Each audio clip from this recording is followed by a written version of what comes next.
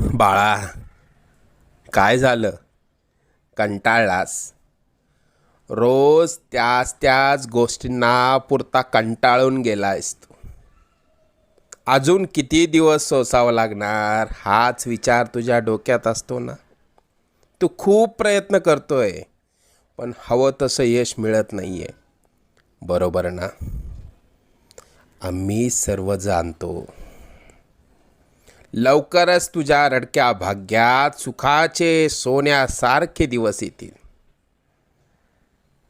आम्ही सदैव तुझ्या आणि कुटुंबाच्या पाठीशी उभे आहोत. तुला जेव्हा आमची गरज वाटेल, मनापासून हाक मार, आम्ही नक्की येऊ. लवकरच तुझ्या मनात असलेली इच्छा पूर्ण होऊन अक्कलकोटला येणं होईल.